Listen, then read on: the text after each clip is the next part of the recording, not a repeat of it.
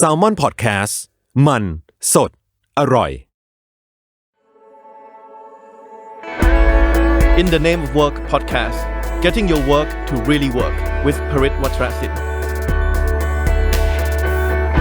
In collaboration with Rise. Hi everybody, welcome back to In the Name of Work podcast. This is Parit Wacharasindhu, your host. In this podcast, I will be taking you through conversation with experts across very different areas of work. And hopefully we'll be getting tips and tricks on how to make your work more efficient, how to make your work more effective, and how to make it more fun. Or as we say in our program, how to get your work to really work for you. So in this episode of In the Name of Work, we are accompanied by a very special guest. He is Mr. Daniel Stillman, who is a conversation designer at the Conversation Factory. Hi Daniel, good to have you here. Thanks so much for having me. I really appreciate making the time to talk about these topics. They're my favorite things to talk about. Thank you for joining us. I think I have to say I was quite nervous preparing this conversation because when I was told that I have to prepare a conversation with a conversation expert per se, it was quite difficult for me to think about how to structure this interview. Perhaps I think my first question to you would be, can you tell us a little bit more about what you mean by conversation design? Yeah, totally. Well, so first of all, as I like to say, I'm not an expert. I'm just a fan. I'm maybe a student of it. And yeah, what I mean when I say conversation design, first what I mean is I think our lives are made up of conversations, right? Like, I mean, we're having one right here, right now. This is a conversation. And all of us have dozens, even hundreds of conversations a day, depending on whether or not you count the ones in our heads. And I don't know if you count. And I assume I'm not the only person who has voices in my head and have, some dialogue with those various voices. Some of them are rooting for us. Some of them are not. And so when I say conversation design, there's a wide range of conversations we can consider designing. And I myself started in designing conversations as a design consultant. So I have a background in industrial design, and I was designing conversations for co-creation, product development, client and stakeholder management, user interviews, those sorts of things. But I also developed into working with more general facilitation. And so sometimes when I think of conversation design, when you see a new exercise or a workshop, you're like, wow, that's a really good way to accomplish blank. And so it's an approach. It's a design for a conversation. Like you can just Google how to say you're sorry to somebody. All these books that say like, here's exactly what to say in this hard situation. Those are all ways to design a conversation. And when I started thinking about designing conversations in that way, this other type of conversation design wasn't as emergent. Human-computer conversation. So that's also designing conversations. A lot of really good conversation designers try to understand how human conversations work so that they can model them better. And so I've actually, in the process of understanding how to better design human conversations, have actually absorbed some of the work of really good human-computer conversation designers because they're studying the same problem. What are conversations made out of? And so if we can understand how they're made out of, what they're made out of, presumably we can design them better, right? And so we're not flying blind. I see. So that's a broad picture of like, when I say conversations, I mean all of them, any of them, whichever ones you're interested in making better than they are now. I see. Do you remember the best conversation you've ever had? And what was the reason why that was the best conversation? Where my mind really goes, this is so funny that this is where it's going, but I don't know if summer camp exists in your culture where you sort of... It does. Yeah. So you send the kids off with other kids. And the summer camp that I went to was particularly free-spirited. Over the month that we were there, each week there was what they called no curfew night, where you could literally just stay up as long as you wanted. And you could sleep in like the main hall or in any, like in the fields. So there was just like, I think the kind of amazing conversations you have when you're literally have no intention of going to sleep, right? Where it's just a long, drawn out, non-ending conversation where you just talk about everything. Those sorts of conversations are really I feel like they're a little more rare as adults because we usually have a limit. There's a time limit to most of our conversations. You're like, oh, I can't tell you how many times, Parit, in the last couple of weeks, I've gotten on a call with somebody and they're like, oh, I know we have this for 45 minutes, but I actually have to hop in 30. And I'm like, and they mentioned that 15 minutes in. I'm like, wow, okay. And so then I have to redesign the conversation very strongly to say, okay, well, then what are our real goals? How do we accomplish them? It's really interesting to have a conversation with somebody where there's just the goal is to keep talking. I see. That's a really different types of, and that's not usually, that usually doesn't happen in a business context, but it can. So you're saying that one ingredient of a good conversation is not putting a limit on the time. So allowing it to naturally flow and then not putting a definite end to it. Is that what you're saying? That's a great question. I think it depends. There's nothing wrong with having a good conversation in a short period of time. I think it's more about matching goals. It's great. I think maybe what's great about that midnight to 3 a.m. conversation is that it is fluid and flowing and boundless. That's my preference, right? So when I say designing a conversation, I mean, you and I design everything according to what we see and what we think. Before we got this conversation going, we were fumbling around with Zoom and we're like, why is that interface like that? Why does the button make it so confusing for us to understand X, Y, and Z? Everything that is designed in the world is designed according to the perspectives and the mindsets of the people who designed them. And so my friend Rob Fabricant, who is one of the former heads of Frog Design, he wrote a book called User Friendly. He just wrote an amazing piece in Fast Company outlining the history of what you'd call group conversation UXs from the very, very beginning. And he was making the really, really awesome point that the interface for Zoom is pretty old and pretty hackneyed. Literally one of the first times anybody put this sort of Hollywood Squares thing together, it hasn't changed. It's been almost 30 years since the first little seed of this idea. And there have been other attempts to do something more interesting. Other attempts to make a more interesting interface are based on, or more interesting designs, are entirely based on the desires and the goals of the people designing it. And so the challenge for short conversations is you need clearer goals. You need more aligned goals. Right? That's where you have to send an email ahead of time and say, okay, so we only have 30 minutes, so I'd like to talk about X, Y, and Z. There are some people who do not like long, drawn-out conversations. They would rather have quick exchanges with people that are data-based and efficient. And I'm not here to tell you that that's bad, right? That is a design according to the goals of the person designing it. There's less room for error. There's less room for mucking about. There's less room for finding something unexpected or surprising or innovative. It's really hard, and I've consulted to organizations like this, and this is a takeaway for everybody. It's really hard to be creative and innovative, generally speaking, in 30-minute back-to-back meetings all day. I'm just going to throw that out there. I do believe that you and I, as human beings, are designed in such a way that we do need time to marinate, to slow down, to dream, to think, to reflect. And so I don't think 30-minute conversations are bad. I don't think they're necessarily going to get you what you want if what you want is creativity or innovation. If what you want is efficiency and exchange, you can get it. You can also have a creative, innovative dream conversation for 30 minutes. Imagine showing up for a 30-minute conversation with somebody and say, okay, so for the next 30 minutes, I just want to dream with you about what's possible, right? But those aren't usually the way we design those 30-minute conversations. It's like it's an update, right? Yeah, so we mentioned a lot about one of the kind of criteria for a good conversation is matching the objective that you previously kind of set beforehand, right? Yeah. Now, I'm guessing there are kind of two schools of thought on that. One is saying that an effective conversation is one that gets what you need. Another school of thought might say that a good conversation is one that unpacks or allows you to learn something unexpected, right? Something that you did not anticipate to hear in the conversation previously.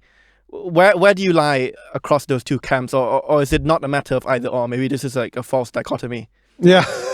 Yeah. So just to make sure I heard you right, like this one where we get that there's one type of conversation we're talking about, which is where something truly unexpected or surprising happens. And another is where it goes according to your plan, right? And I think I say this in the book. I think if everything goes according to your plans, that is good, right? If your plans are good. So if your plans are good and you get what you planned for, then high five, good job. I think you need a balance. So it does depend, for sure. Everything depends. But if you think about this from an organizational perspective, and you talk about organizational innovation and having an innovation portfolio, and innovation is totally 100% a conversation.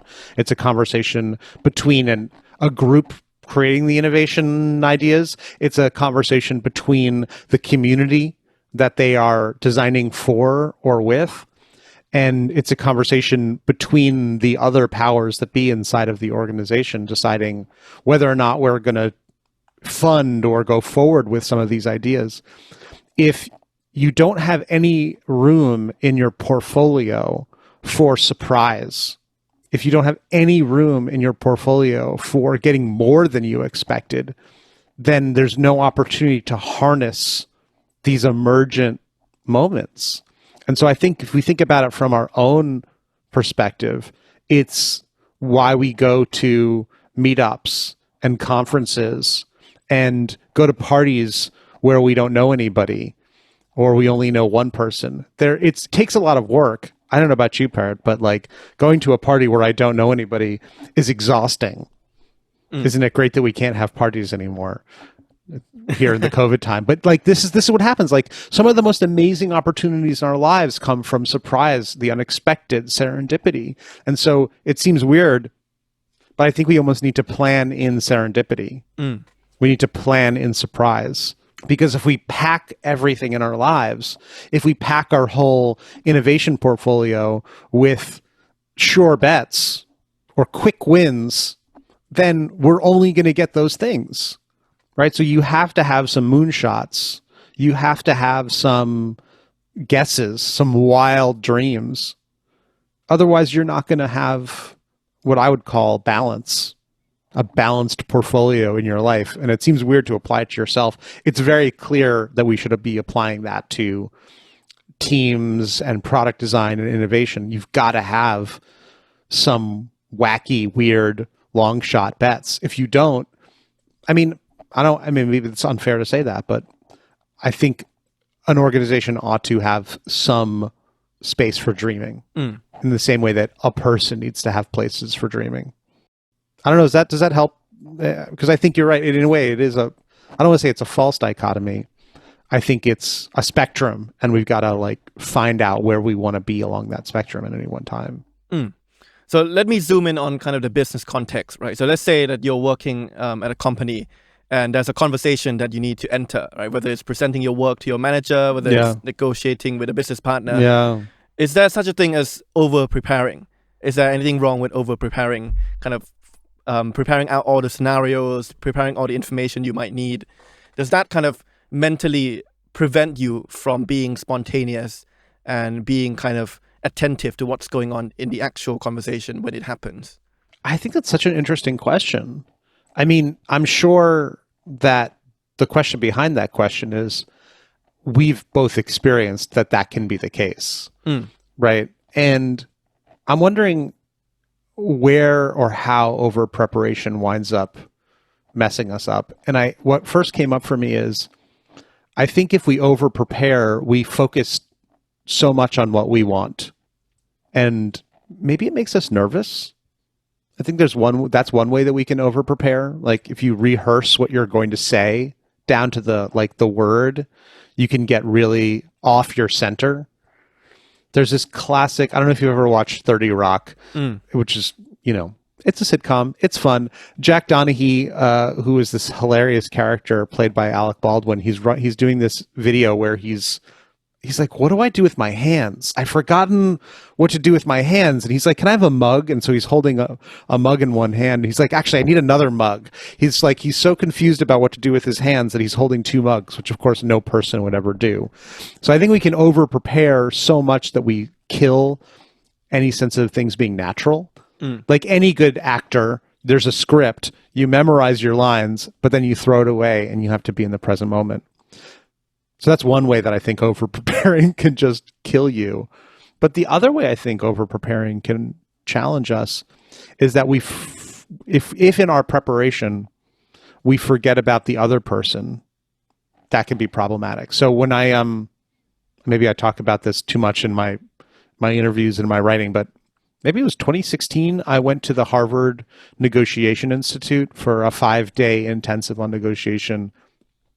And if you want to learn more about it, I interviewed my professor at that retreat on my podcast, Bob Bordone, who's a professor of negotiation at Harvard. I learned so much from him. And one of the first things he taught me was that the average negotiator spends most of their time thinking about what they want and what they need. And they only spend a really, really, really short amount of time, like 7% of their time. No, that's wrong. I think it's actually 7% of negotiators take time to think about what the other person wants. It's absurd. Most of the time we're thinking, what do I want? What do I need? What's my agenda? What do I need to get out of this? And rarely do we say, okay, let's take the other side of this conversation. Let me look at this interview from Parit's perspective. What does he want and need? Am I giving him what he wants? And more than that, I should think about, well, what would I tell myself? What would I coach myself on? And what's my partner's coach telling them?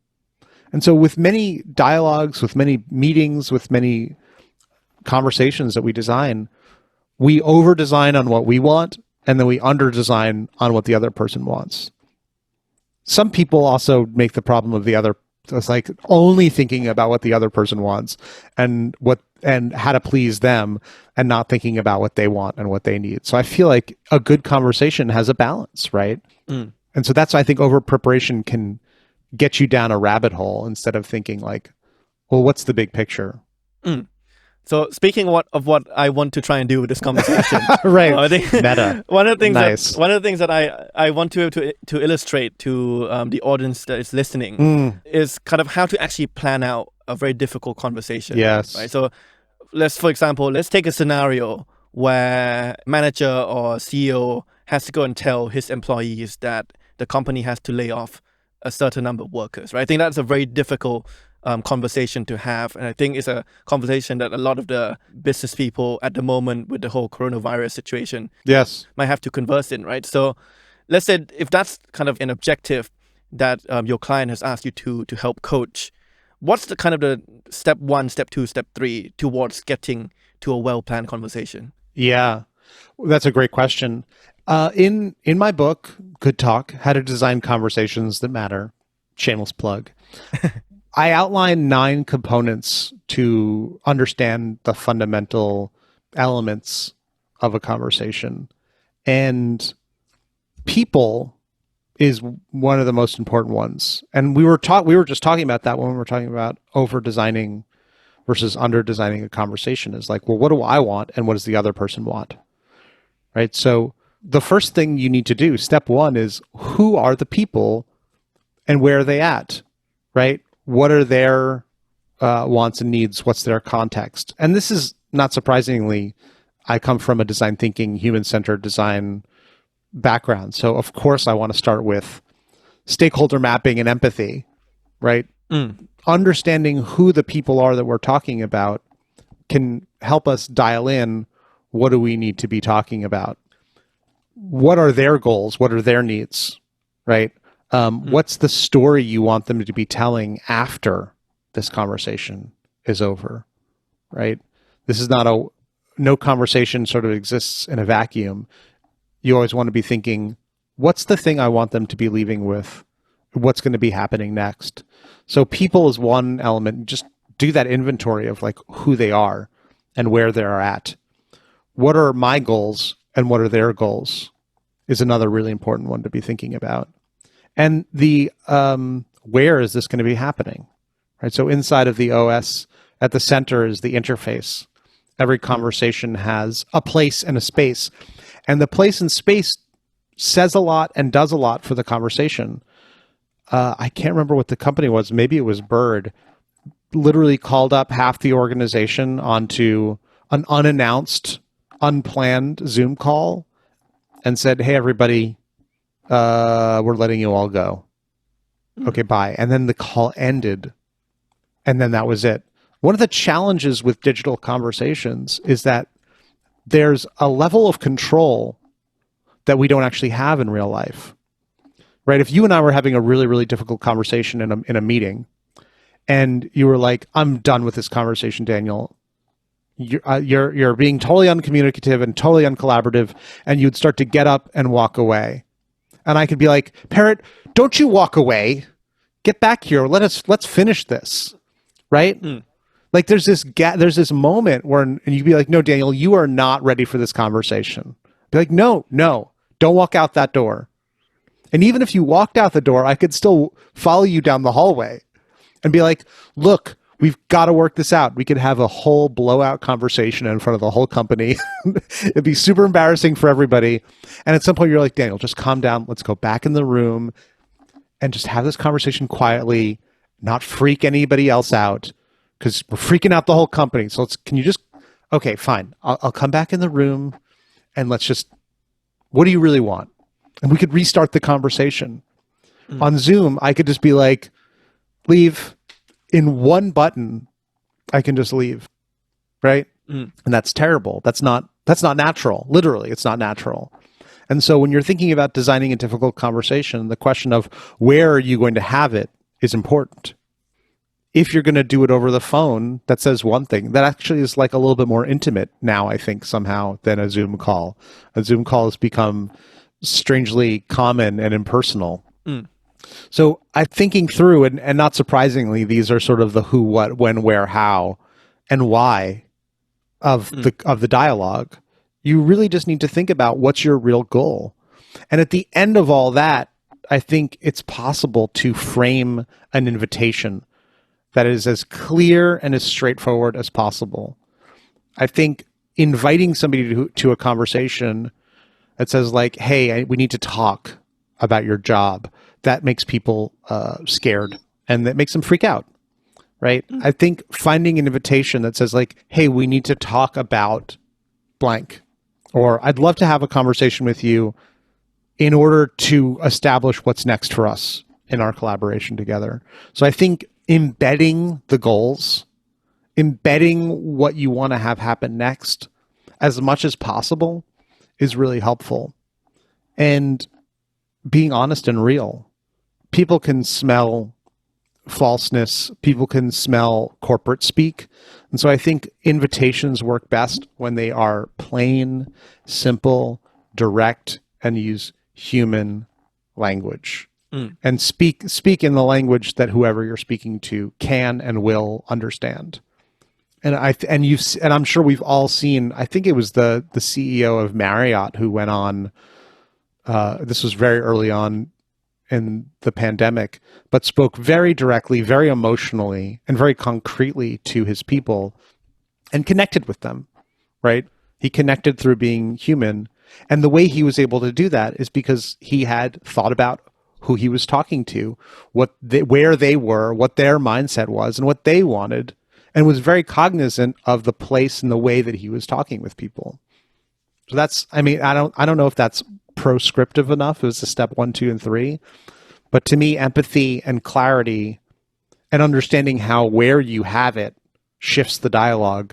All of that will determine the way you communicate with people. If you're interested and curious about how they're going to speak about the conversation afterwards. I don't know if the CEO of Bird really thought too much about what's next. I think he was probably thinking more about his own level of pain and discomfort, right? Because he wasn't even there. They just got the head of HR to just basically say, okay, you're fired, you're fired, you're fired. Click, leave. It's terrible. That's pretty inhuman. But the problem is corporate America at least, I don't know how the corporate world is about this. We don't like talking about difficult issues because we're afraid of what can happen. Certainly in America, workplace violence is surprisingly common. I actually consulted with one head of security. This didn't happen at his company. It happened at a nearby organization where somebody was fired. And they went back to basically when you're fired, you have to leave the office immediately. They escort you out of the building. And he went to his car and came back with a couple of guns and shot the two HR people who had just let him go and several other people. Minutes later, the police killed him. Showed up like 30 seconds later, which is amazing. But this gentleman who I was consulting with said, like, how can we make sure this never happens? And one of the reasons why this happens is because we don't want to have a difficult conversation at the beginning and say to somebody like, hey, your behavior is making people feel uncomfortable. Instead, we just put them on a performance improvement plan so that we can fire them, or we pretend that we can work it through and on our own. We don't want to bring other people in the organization in on the conversation. And so I think speaking directly and clearly as early as possible is always a good perspective in difficult conversations, as long as, your personal safety isn't at issue. I don't know, that's a long rant. I don't know what's in there that's helpful, do you think, what's the context, do you think, of the people who are listening to this? What are some of the difficult conversations that they need help designing? I don't know if they're going to be firing mass numbers of people inside of their organization. Well, we hope not. But I think it's quite clear from what you mentioned that I think the key common themes, regardless of what difficult situation they're placed in, are empathy. Yes. So trying to understand how the people, like what the other people are going through. Clarity. So being very clear about what you're trying to communicate. Yeah. And then honesty as well. And I think what we saw during the pandemic is not just business leaders, but even global world leaders, right? Yeah. State leaders, the more honest they are with the situation, the more kind of receptive, a more positive reception they would get from their people. Well, yeah, just one thing about, because I loved the way you summarized that, empathy, clarity, and directness. It's really awesome. Empathy is actually really hard to do. I was just running a session about this where it's actually hard to be empathic, especially if somebody thinks very differently from you. But it is possible to be curious. Curiosity is a little bit easier to do than empathy. And as we discovered in the session, curiosity smells a lot like empathy. People can't really tell the difference. It may be hard to really empathize with somebody or to really feel what they're feeling, especially if you disagree with them. But and I'm also just coming at this from my old user researcher hat. I can be as curious as possible to understand what somebody is seeing and thinking and believing and what they think their facts are. And so empathy is this big thing. How do I empathize with somebody? Just be curious. Ask them valuable, thoughtful, probing questions and follow-up questions to try and understand their context. The more curious you can be, the more empathic you will wind up being. And then I think you can do those other parts, which is about speaking with clarity and honesty and hopefully with some kindness. But I'll give you one other, and then we'll go to your question. My dad used to tell me that that you should always speak what's true and kind whenever you can. And it's definitely a bad idea to speak what's untrue and unkind. We do that when we're in pain. When we're hurt, we want to hurt someone else. And so speaking what's true and kind is always good. It's generally not a good idea to speak what's true but unkind. Right? And so it's finding a way to speak what's true but challenging for others to hear means that we have to find a way to reframe it. And that's a dangerous territory to be in because you don't want to bright side people.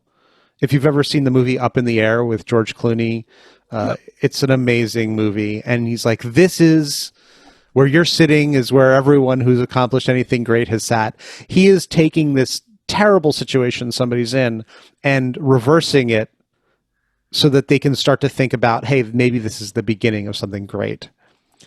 And I think that worked because he had extreme personal magnetism and he really connected with people. It's harder to do that with a group of people.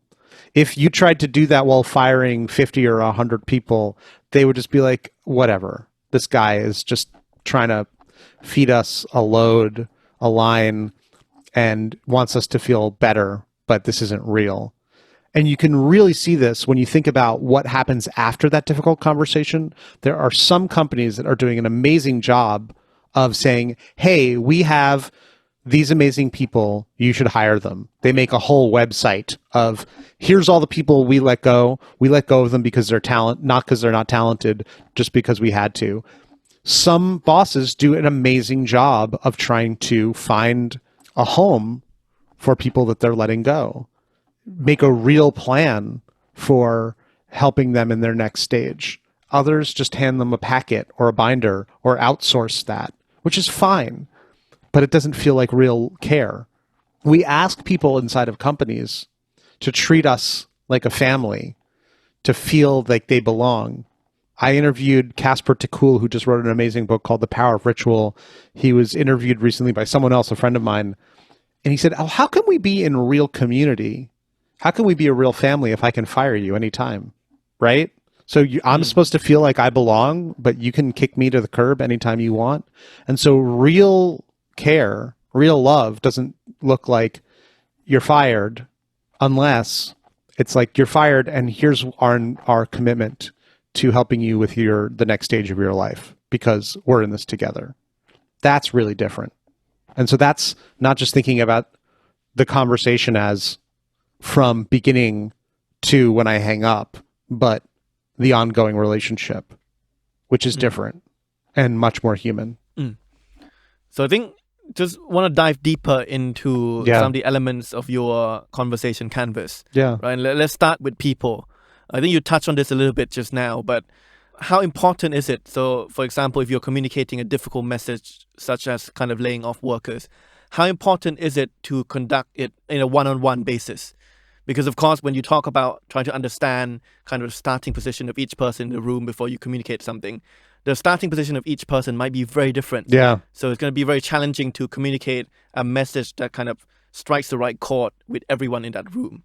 So is it worth kind of the manager's time and the CEO's time to conduct these conversations on a one-on-one basis? Or is there a trick to be able to communicate a single message to multiple people at different starting positions? Yeah, that's a really great question. And having not fired hundreds of people before, thank God, I can't give you a formulaic answer.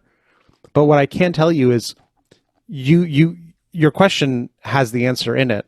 And it's a really good question. If you are having a one-on-one conversation, you can be more agile and responsive, right? You can really focus on one person and you can really respond to what's going on for them. One-on-one conversations are also scarier. There's no place to hide. They can ask you questions and really hold you accountable to giving them good answers. Right? If we're having an all hands where there's hundreds of people on the call and everybody can only submit questions via chat, I don't have to take those questions if I don't want to, right? I can have somebody just be like, oh, we don't have time for all those questions. Sorry, everybody. Click. So if you want to communicate well with a larger group of people, you have to spend more time getting your message right. Finding a message that works for everybody is hard. And this is true about marketing. Right? When we talk about product marketing and product positioning, the idea that we can make one single message for an entire mass market is becoming less and less true. And we know we've all seen that to be the case in so many situations. So the smaller the conversation, the more specific it can be, the more intimate it can be, the more human it can be. To do that at a large scale requires tremendous skill. Bill Clinton is an amazing example of this. When he was president of the United States, people always would talk about how it just felt like he really was talking to them. And he was really great at doing that in person. My brother described meeting him at some event, and like 1 minute where he would just shake your hand and look in your eyes and bite his lip, you'd be like, oh my God, Bill Clinton's amazing. But he could still connect to a crowd. It's an amazing skill. It's not a given to be able to say, look, I feel your pain, and to have America believe that, right? And so I think the smaller the conversation, the more human, more direct it is for free. For larger conversations, it requires skill and attentionality. Is it a skill that you can practice? Yeah, sure. What would it take, for example? Well, but that's the problem, because like, how do you practice anything, right? Right? You need opportunities to do it.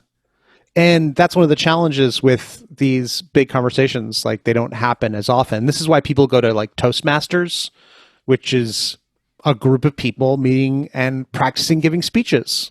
And this is reflective practice. So they meet, every week or every other week or once a month, and they practice giving speeches of different types. And then they have a group of people who are focused, listening, and attentive and saying, hey, that worked, that didn't work, right? And so that's why I do the same thing. I teach people facilitation, leadership training programs, and it's the same context. We take a small group of people and we simulate, right? We simulate the situation, and then we reflect on how they showed up. I think practice, we talked about this with preparation, there's over preparation and under preparation. Simulation creates some muscle memory, right? Simulation creates this opportunity to work out some of the kinks, to work out some of the easy fears to conquer. And it can give you a sense of like, okay, that didn't even feel right to me, right? And if it doesn't feel right to you, it's not going to feel right to someone else. So you get a chance to say, okay, here's what I'd like to say. And you don't just speak about it as theoretical. I want to talk about X, Y, Z, A, B, and C. You say, I speak to you as if you were the person, if you were the group of people. And I say, here's what's important for you to understand about the next phase of our growth as a company. Blank, this, and this. And you say, Daniel, you had me at the beginning, you lost me in the middle, and your ending needs to be clear. I'd be like, okay, cool. Let me try again. And I deliver the same thing, and you're like, you landed that one. I really felt that one. Now that you're maybe an approximate stand-in, right, for my audience. But hopefully, if I can explain to you, Parit, this is the group that I'm working with. This is the purpose. This is the goal. This is how I want that conversation or the relationship to exist going forward. You can put on your hats, think empathically as that person and say, okay, I think I get it. That worked. It's all approximate, right? But it's better than going in blind. And I think it's also better than only practicing when it's the real thing, right? I've advised this to groups for years to like actually do a dry run of your deck before you get in front of your client, right?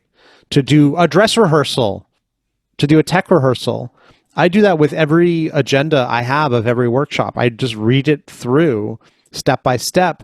And if it doesn't flow naturally and easy to me, I'm like, I just feel a tickle in the back of my head. I'm like, wait, what happens there? Why did I put that there? And you keep working it until it feels natural to you from the perspective of the person you're delivering it to. So yeah, practice, simulation, what I would call an empathic walkthrough.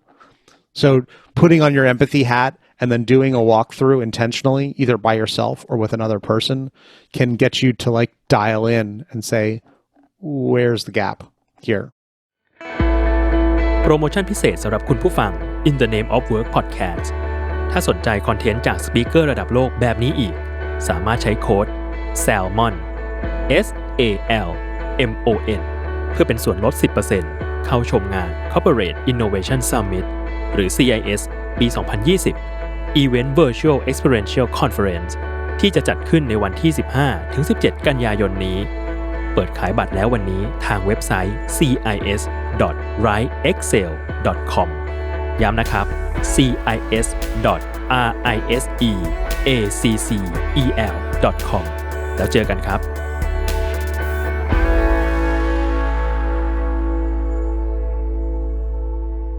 So far, we've talked about kind of preparing for a conversation in terms of preparing what you're going to say in that conversation. What about the other side of the coin, which is preparing about what you're going to be asked? Yes. Or preparing for what the others are going to say. Yeah. I'm guessing that's a little bit more tricky because you have to kind of think about what are different types of questions that might come up and what are your kind of potential answers to them, right? Yeah, absolutely. It should be somewhat easy to anticipate what some of the fundamental questions are, but you're right. There's always going to be a moment where somebody's going to ask you a question that you're not going to have an answer to. And what's really interesting, one of the reasons why I think conversation design is interesting to me is, and the way that I come at it is from the perspective of an industrial designer. If you understand your material, you can understand how to design with it. Designing something with plastic, metal, wood, glass is different. Right? As they taught us this in our first semester. It's like if you're making something with roto-molded plastic, it's going to be different. Right? So you have to understand the material of the thing. Conversations have default settings, and they also have a certain quality to them. One of the things that's sort of evolved in most cultures is that a gap between you speaking and me speaking, if I wait too long, that gap, that silence creates an opportunity for you to guess what's happening, right? And so we have this all the time when we send somebody a message and they don't send us back a return response. The longer they wait, the more we wonder. We know this for absolutely sure if you're like trying to date someone, right? And you're like, hey, do you want to go on a third date? How about Tuesday? And then you don't hear from them for like a couple of days and they say, no, I can't make it Tuesday. And that says like, and then you don't say anything else. And then you wait a couple more hours. You're like, do they not want to see me at all? But if they say, hey, I can't make it Tuesday, how about Thursday or Friday? Then you're like, oh, thank God. They totally want to see me again. They can't make it Tuesday, but I know that they've replied with their goals of seeing me another time, right? And this happens in our conversations. So if you ask me a question, a really important question, and I have a gap, you'll be like, is Daniel like being calculated? Or does he not know? Does he not telling me what he really thinks? Is he holding something back? And so it's really hard to be put on your back foot with a question or an issue that you aren't expecting. And so it's always a good idea to say, that's a really great question. I want to, right? Like, just buy yourself some time. Hey, that's a great question. You know, can you tell me a little bit more about what you mean by X, Y, or Z? Just pull out 3 words that you're like, that freaked you out the most.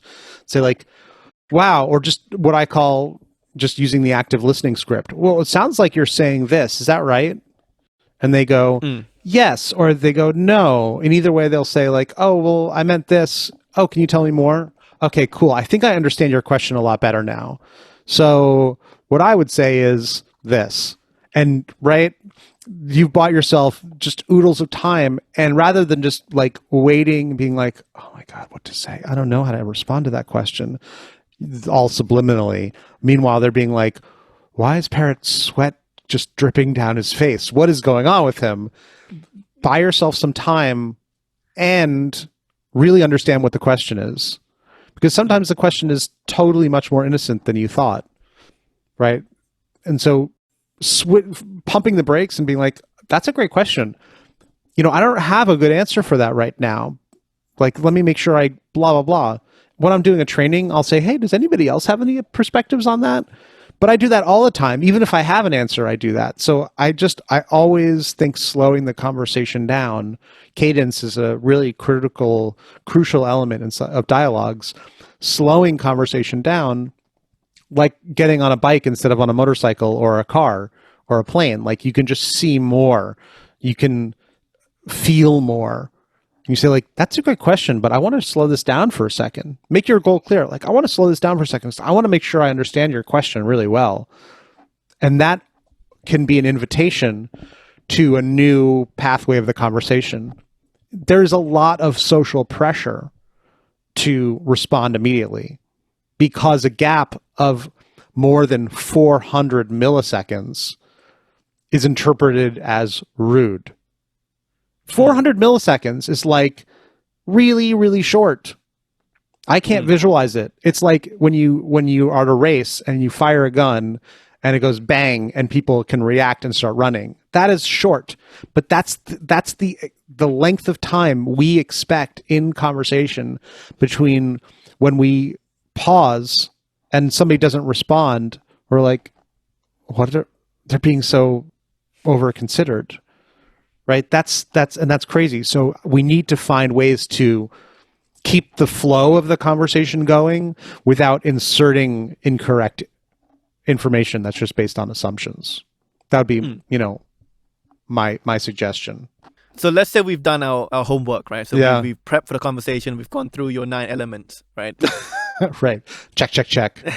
Yeah, I always find that the most difficult bit of the conversation is how you start it, right? Yeah. So you might have all this great plan in your head, right? And then when you get to the actual event, starting a conversation can be quite awkward. Yeah. Do you have any tips and tricks about how you can kind of ease yourself into what you've been planning to say all along? Yes. Well, so in the book, there's a whole chapter about invitation. Invitation is one of the core components of a conversation, and invitation is what initiates a conversation. And that invitation can be a push, a shove. It could be a hand outreaching to pull somebody in. There are ways to motivate people that are more motivating than others. And the framework that I stole for the book is from Lindsay McGregor's book, Primed to Perform. I saw her speak several years ago at a conference we were both working at. And she talks about play, purpose, and potential as these 3 sources of most authentic human motivation. So if you want to motivate somebody to engage with you, appealing to play, purpose, or potential will be the most motivating. So saying like, hey, I want to talk to you about this. Like, let's get together and just brainstorm. It's going to be really interesting. That's playful, right? Versus saying like, hey, I want to talk to you about your future at the company. That's having a conversation about purpose or potential, but that's also heavier, right? That's heavier. You're also in that invitation. You're not embedding your goal. If you say, I want to talk to you about your future at this company, my mind immediately goes to, I'm fired. If you say like, I want to talk to you about your future in this company because I want to find out the best way to help you grow here. Well, that's a very different invitation. That's setting the stage so that somebody can see to the end of the conversation. They know what your goals are. And so I think some of the elements of the OS can be squished together in an invitation, especially making your goals clear for people. Say like, here's what I want to talk about so that we can blank. And then somebody can breathe a sigh of relief and go, okay, cool. I can invest myself in that. So let's say once you've kind of started the conversation, right, and you have it kind of planned beforehand, are there kind of common signs that you can take as implying that the conversation is going well? Or kind of on the flip side, are there signs that if XYZ happens, it probably means that your conversation is not going as well as you had planned it to? Yeah, it's such an interesting question. I think we all have to find evidence, what we define as evidence. So in facilitation, for example, when we used to be able to do in-person facilitation, we would look for sounds from the room, motion, movement. Now, if people were shifting around too much or things are too loud, that tells us, oh, they're ready for the next activity. They're just chit-chatting. I had a professor in design school who used to say, if they're laughing, they're learning. Right. So that was for him a signal that the environment, the dynamic that he was interested in creating was happening. I remember recently, and the reason why I'm going down this blind alley, in a recent cohort of the facilitation masterclass that I run, this woman ran a session that was different for her. Remote facilitation is a little different, so we have to look for different signals. She had designed a session that was really about getting people to reflect and to self-discover. And so the group was silent for almost the whole session. Now, normally you would look at silence and be like, what's going on, right? What's happening in their heads? But because she had done the session design on Mural, she had a canvas to see people writing and adding stuff, right? So she was looking for feedback loops. She was like, if people are writing in their sticky notes, that means that they are engaged. They should be silent, and I should be seeing writing. So there's no like, this is what good feedback is. You have to decide for yourself, what does good feedback mean for me in this context? And monitor the situation for that feedback. In normal everyday conversation, it's responsiveness. We're looking for facial expressions and emotion, right? We're reading somebody and saying, are they with me? Are they looking sideways or are they looking at me? Are they hesitating or stuttering? Or are they speaking smoothly? Right? That's basic human responsiveness, but that's just feedback. We define for ourselves feedback, and then we look for it. The challenge is that if we're not getting it, to ask what it means rather than assume what it means. If people are quiet, you have to say like, oh, is everyone disengaged or bored? I'm doing a terrible job. Or say like, hey, everyone seems really quiet. What's going on? And people might say, oh, you asked us a really reflective question, so we're reflecting on it. So I think assuming is a nice reactive way of doing things, but asking is more productive. Saying like, am I getting the feedback I need? If not, ask. If yes, proceed. Right? Yeah. I'm glad you mentioned facilitating workshops, because I think previously we focused a little bit on kind of one-on-one conversations, right? So let's switch gears a little bit to kind of multiple people, workshops involving multiple people. Can you share an example of a workshop that you did or your client did that when you kind of started the workshop, kind of the room wasn't as energetic or as engaged as you were hoping, and kind of what techniques or tips did you use to kind of overcome that? Yeah, that's an interesting question. I think when that happens, it's because the design from the beginning is not necessarily appropriate. So one of the big challenges is if you're trying to have a really, really big conversation with a lot of people, it can be really hard to engage them all, or even to see if everybody's engaged, right? Because you can have some people who are very engaged and some people who are less engaged, but you'll never notice it because the chat is just filled with the people who are engaged.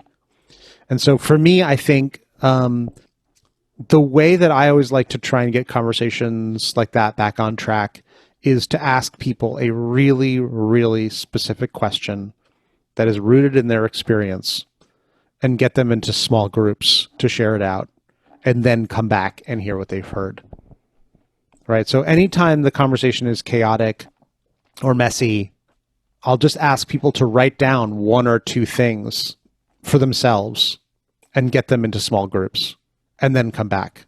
So if you think about the open, explore, and close of a conversation, if the conversation is just sort of like, where is it? What's going on? Is anybody, okay, everybody, hold on one second. Let's just pause. What does everyone think for themselves? Let's write down two things that you're taking out of this. Everyone write down one thing that you think we should all be thinking about. Everyone write down, like just really just making it as pointed as possible to make a very, very clear close and have everyone own their own perspective. And then put them in small groups just to hear. And this is when you're having a larger group. If you're doing what we call breaking the 2 pizza rule, if you've got 10 or 15 people together, that's where you can get into the chaotic domain in conversations very easily. But even if you have a conversation where you have 5 or 6 people and the conversation is kind of ping-ponging around and it's kind of going nowhere, that's where I just say, okay, everyone, hold on one second. Write down one thing, pair up with somebody, and then let's hear from everybody what you think. That can get us centered in our own perspective and then also empathizing with other people's perspectives very, very quickly. And I think it's just a very powerful way to like pause and then restart the conversation from a really good point of what do I think and what does everyone else think? And that's a really good place to be in any group dialogue. Can you share with us an example of, let's say, a conversation, a workshop that you designed and you thought would work so well, and then when you actually implemented it in practice, it didn't quite work out as planned? And kind of what are the learnings from it? Because I'm sure, oh man, too many to. Yeah, that secret sauce or that recipe evolves constantly. It does, and it's hard because, last week I ran a session where I don't often do short, large workshops that are open to the public, but I was pushed by one of my old mentors to put some good energy out on this question of how do we talk with people who we truly disagree with. America certainly is very fractured politically. We're having a very hard time right now we've been having a hard time for the last 400 or 500 years with racial integration in America. And that's still a problem. Right now, America is having a very strange moment where some people are finding their voices to talk about how Black lives matter, and some people are still going on record saying that all lives matter and thinks that somehow is a thoughtful and empathic response to the point that, just saying Black lives matter. Not saying they matter more. We're just saying they matter, right? It's just putting a flag in the sand and saying they matter. It shouldn't be such a hard conversation, but somehow it is. And I was doing the session and I looked at the agenda and I thought, this is tight, but I thought I could do it. And we did, but I had to prune in very, very thoughtful ways while I was doing it.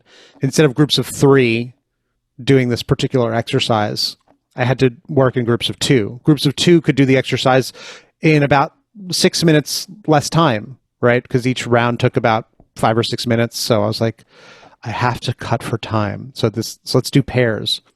But one of the big challenges was, and this is so embarrassing to even talk about this, when you have a large group of people who are calling into a free workshop, that there's some people who are highly engaged and some people who are disengaged. And this can even happen if you have a large group of people who are calling in for a work conversation. Some people can have problems with their audio. Some people can be having problems with their video. I also gave people the option to opt out of the activity because it was an emotionally charged activity. And so pairing people up meant when one person had trouble with their audio or video or dropped out or wasn't engaged or wanted to opt out, like literally there was like a dozen pairs that broke, right? And they came back to the main group and I had to basically find ways of feeding them into other groups. So larger groups would have technically taken more time, but would have not broken. If I had just put 4 or 5 people together, if one person dropped out or one person wanted to opt out of the conversation or just be a wallflower in the dialogue, it would have still worked. And so one of the elements of the conversation OS is error and just anticipating errors. And I don't think I really thought about, well, what could break? What I thought about was, what's the best case scenario? What happens if everything goes smoothly? And in that case, not a lot went wrong, but enough to create some bumpiness. And I think as a facilitator of workshops, our general idea is to create smoothness. That's the word facilitator comes from this French word facile, which means easy. And while I don't think every conversation should be easy, it is generally our goal to design them to be as easy as they can be, or to make certain things that we want to become less hard, approachable. And so, finding failure points is something I failed to do in that particular short workshop. I don't know if that's a helpful or illustrative example for you. I'm sure I can think of others if you'd like some more. No, I think that provides quite a clear picture. I mean, coming to the final bit of kind of any conversation or workshop, right? Is how to end it. I mean, I always hear kind of people saying that the ending is almost the most important because it's what kind of the people remember you for. Yes. Right before they go off to kind of the outside world. Is that something you agree with, or do you feel that kind of putting too much focus on the ending is a bit overrated. Yeah. If it is so important, kind of what are the key kind of elements you need to be able to have a good ending to a conversation or a workshop? Yeah. Well, so my mom loves to say, start as you mean to continue. So I'm going to let that marinate in. Start as you mean to continue. And so that's the open of the conversation embeds the close. When you think about this opening, exploring, and closing arc of dialogue, diverging, emerging, and converging, you want to start with at the beginning with the end in mind, right? And you build the whole conversation for the end you want. And I'll give you a really amazing example of this. I was watching a documentary from the 80s called Eyes on the Prize. It's about the American civil rights awakening of African Americans in the 50s and 60s and their fight for equality. They showed a clip of a 26-year-old Martin Luther King Jr. basically taking his first job being responsible for this bus boycott in Montgomery. That went on for 9 months and was a huge victory for the civil rights movement. He's such a young man in this video, but fully formed in his ideas of nonviolence. And the reason Dr. King was so firmly believing in nonviolence is because he was thinking about the long-term conversation. He knew that if African Americans tried to win the fight through brutality or through animosity or enmity rather than through nonviolence, that the long game wouldn't work because there would be animosity, enmity, and violence.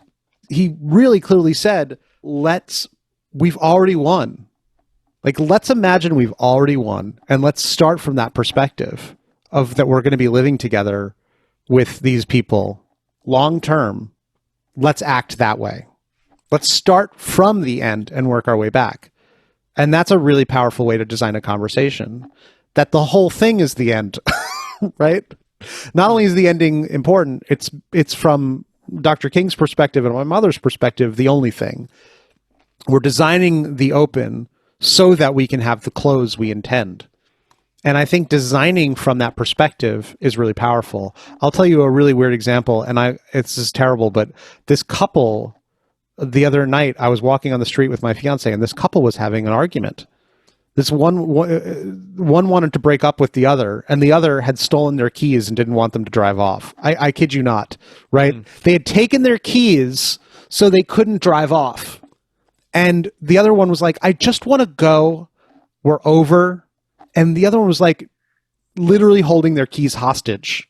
And a whole group of people on the street got involved. It was terrible. It was so weird. But we've done this before. That is not a way to try and continue the conversation. That's not a way to stay together, to try and hold on so tightly. Letting it go gives you the opportunity to maybe get another bite at the apple. So I think the end is totally critically important. We need to design not for the end, but the next open, right? So we're not just designing at the open for the close. At the close is the next open of the next conversation. How do we want this to keep going? What's our relationship going to be like for the future? I've been fired before. I assume most people have been let go from jobs. And in that moment, we can either be like, flip over the table and walk out, or say like, I really want to understand this, and I really want to try and retain you as a friend. I have at least one good friend and mentor and advisor who fired me from his company. But the way I hope I comported myself in the dialogue and my interest in maintaining the relationship led me to design the arc of our conversation, which I wasn't expecting to be fired on that call, right? Talk about not expecting, and not even, there's no way to design for that, but to just use my empathy, to use my active listening skills, to dig into his perspective, and to really leave with a friend right? That's designing not for a good ending, but for a good beginning. And so I think that's the mindset that we need to shift at, is that we're not just designing for a close, we're designing for an infinite open. And there's so many, like, personal examples of this, I think, are easier. When you think about divorcing somebody, we don't think about the fact, especially if you have kids, that there's a long period of time that you're going to be engaged with them or have to be engaged with them. No pun intended, right? We don't design the end with as much intentionality. Divorces don't have as much ceremony around them as marriages do, right? But they have just as much impact, if not more. And so I think designing the end for the next beginning is the mindset that people should be having. And so all of the things that we think about with understanding the person, designing an invitation, appealing to play, purpose, and potential, thinking about the worst it can go, and designing an intentional invitation at the opening, making that your invitation, clearly designing your invitation to say that this is not just for this arc, but for the next arc, is very welcoming, very big invitation, and really pulls things back. And it goes back to the conversation we were talking about firing people, right? Firing people with the intention of helping them on their next arc or maintaining a professional relationship with them, not just designing for a clean, safe close so they don't shoot up the place, right? That's not designing with a human arc that we're all in this together, we're a family, and we can't end any relationship, right? Without thinking about what the long horizon is. But that's also just my setup, right? That's how I look at things. I think it's a nice way to do things, but I don't think it's required. I think some people just, my friend has a ring that it says, "May the bridges I burn light my way." And that's a very different way of saying, yeah, burn all the bridges and just keep going. And that's fine, right? That's a way to live your life too. But I have build all the bridges and keep repairing them all. That's the way I guess I'm set up. No, I really like that. I think it's a very powerful way to think about designing conversation. Going back to what you said at the beginning as well, saying that always think about what people are going to be saying about that conversation once it has ended. Yes. Right? So I think with that in mind, kind of with our conversation at the moment, I think one of the things that we want our audience to feel after listening to this episode is to become more conscious of the importance of preparing for a conversation. So I guess having worked with so many companies across the world, how conscious and aware are the big companies, or at least the top management team in the big companies, about designing a good conversation? That's a great question. I think it's hard to answer on the whole because we think that we can design some conversations and not others. So Steve Jobs has this great quote. I usually don't like to quote Steve Jobs because he was a terrible person by some regards. But he did point out, and this is really true, that everything in the world has been designed by somebody. And we can redesign it if we want to. So a lot of leaders are intentional about like, well, how do I design my one-on-ones well? Or, how do I design my all hands better? But very, very few people question some fundamental designs, like our meetings or how the board has a conversation. These all run on fairly default patterns where whoever speaks first is just sort of self-nominated. Whoever speaks first is the person who thinks the fastest or whose mouth is the most greased, right? Easiest to open. We don't change the default patterns in a lot of these conversations. And so a lot of leadership teams are running on broken default patterns, right? They don't have thoughtful ways of meeting and making sure that everybody's voice is heard. I've also worked with organizations where the very top of the organization, the CEO and the executive team, has one sort of experience because the CEO is like super intentional about being empowering and welcoming and listening. And for some reason, the people like one or two steps down in the organization have a very different experience. Somewhere along the line, the culture at the C-suite and the culture one or two levels down are not the same. And it can be really surprising for somebody who's like, well, wait a minute, I have amazing one-on-ones with the CEO, right? And somebody in the middle of the organization is like, well, I don't really feel like I'm heard. I don't really feel like this is working for me. There can be a gap. And so the conversations don't always, this is what we talk about designing a great culture. The culture should feel, I think, similar at all levels. Right? It should be consistent or intentionally different. But in this case, it's not, or it wasn't. And so I think the answer is no, because designing is hard and designing takes time. And most of us are time starved. A lot of organizations strive to do better. And we usually sort of do a spot check. We're like, okay, well, we'll redesign one particular conversation and then we leave the other one alone or fallow. Doing a wholesale redesign of your whole meeting systems is hard work, right? It's not for the faint of heart. It certainly is effective and helpful, but it's very easy to fall into the defaults, which I think most people do.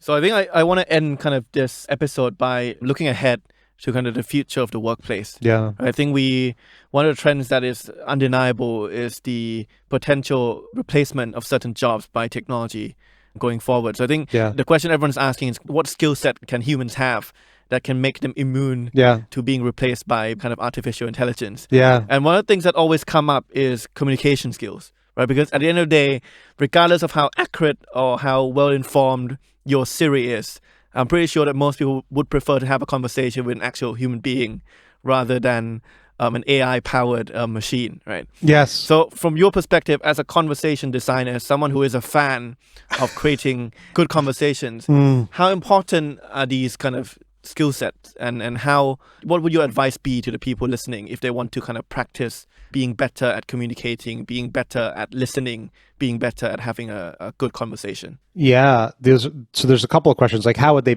get better at practice? Intentional practice is hard, right? You need I wouldn't say that, I'll take that back. It is helpful to have other partners as part of your intentional practice to be able to have reflective feedback on how you're showing up. So that is helpful. And so that means having a coach of some sort, and that coach can be a peer coach, right? So even just getting together with somebody and saying, my intention is to show up in this way. Tell me what you think or feel. That might feel weird. That's why people hire communication coaches and executive leadership coaches to talk about how they show up. So I think, yes, it's important to practice. The first question about basically the future of work, I write about this in my book, Good Talk. The future of work is conversational. Robots are already better at many, many things than us. A couple of examples I give in the book are logging trees. I don't know if there's this truly frightening video of a tree logging robot that literally just like eats an entire tree and just like chops it up in a second. And the head of logging at a major forestry service is like, logging is a tremendously dangerous job. I don't want our people getting hurt anymore. And so I'd like to find ways of getting these robots in there and doing this job more safely. But then you have all these people who are logging, and that's their whole job. What happens to them? That's a really big question. It's a hard conversation. But make no bones about it, in a lot of situations, a robot's going to be better at a repetitive, dangerous task. White Castle just came out with a burger flipping robot. Burger flipping is this like classic American summer job for like the slacker dude, like right out of high school. Like, you know, it requires no real skill at first to just do a bad job of flipping burgers. I don't want to insult anybody. Like, there's artistry in burger flipping for some people, but it's just this job. Well, what's good about having a robot flip burgers? Well, it learns. Also, it can't give you COVID. I don't know if you've looked inside of a kitchen and trying to be socially distant inside of a hot commercial kitchen, really hard, right? So a lot of benefits to having robots doing some of these hot, tight, hard, dangerous jobs. Robots are also better at being lawyers. Like, there's a whole part of the lawyer job, which is just like document review, right? Just finding prior precedent and other examples, what is a robot not good at? A robot will never be able to sit down, I say never, right? Never effectively be able to sit down with somebody and say, well, so what's really going on right now? What do you really want? Like, what's challenging for you? When you sit down with an estate planning lawyer, they're going to listen to your whole family history and what your goals are. And what they will have is a point of view. One of the first conversational robots was a robot called Eliza, and I'm blanking out of the name of the guy who designed it. Eliza, you could have a conversation with her, but it was all based on very, very basic natural language processing and active listening.